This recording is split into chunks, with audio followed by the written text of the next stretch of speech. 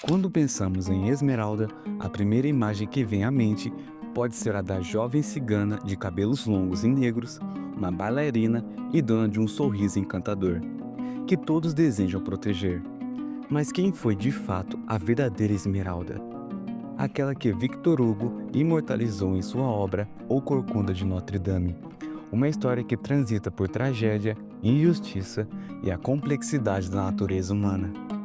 Nesse vídeo, vamos explorar as camadas dessa personagem tão rica e muitas vezes mal compreendida. Vamos trazer à tona a verdadeira história por trás de Esmeralda, Esmeralda no contexto histórico. Antes de nos aprofundarmos na narrativa de Hugo, é importante entender o contexto histórico em que a história de O Corcunda de Notre Dame foi escrita.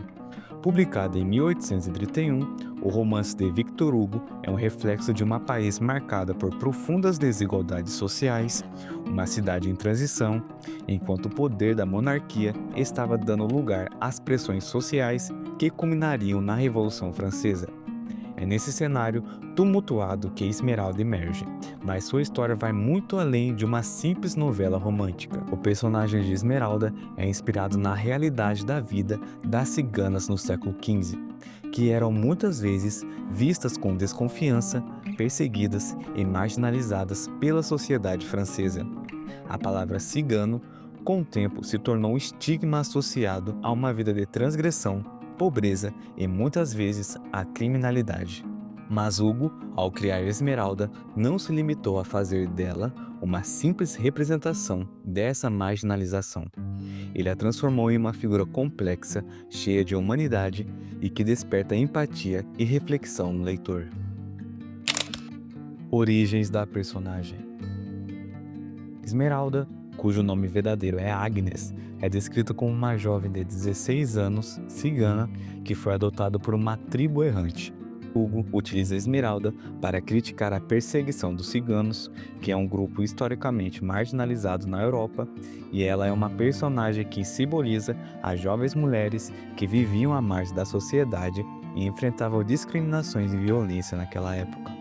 Esmeralda é uma das poucas personagens de Corcunda de Notre Dame que, ao contrário de muitos outros, não busca se adaptar ao sistema social ou se submeter às convenções da sua época. Ela é uma dançarina de rua, dona de uma beleza exótica que a torna objeto de desejo, mas também de muito julgamento. Sua atitude de independência é parte do que faz dela uma personagem tão única.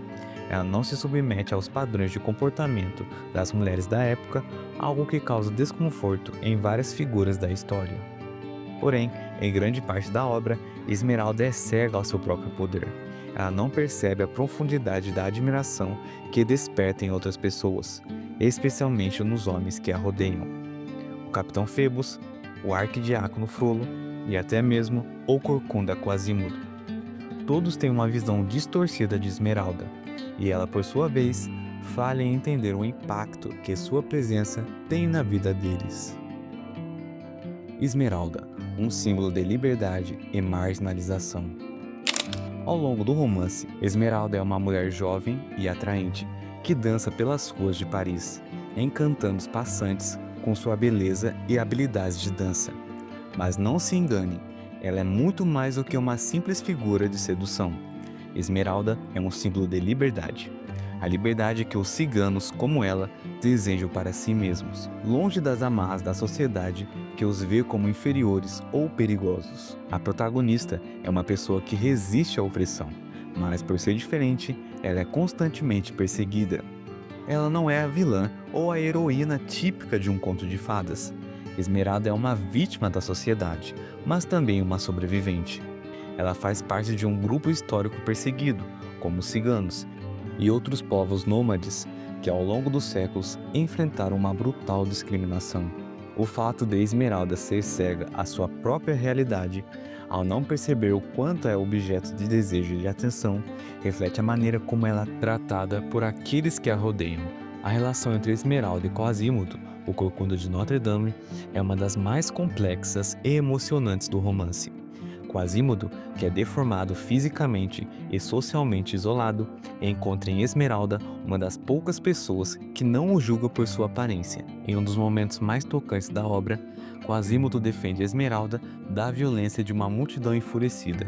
No contexto da história, Esmeralda foi acusada injustamente de um crime, o assassinato de Febos, e uma multidão furiosa está prestes a linchá-la. Esse ato de Quasimodo vai muito além de uma simples admiração. É uma reação de gratidão e uma tentativa de retribuir a bondade que ela lhe mostrou. Esmeralda, por sua vez, vê Quasimodo não como um monstro, mas como um ser humano em sofrimento.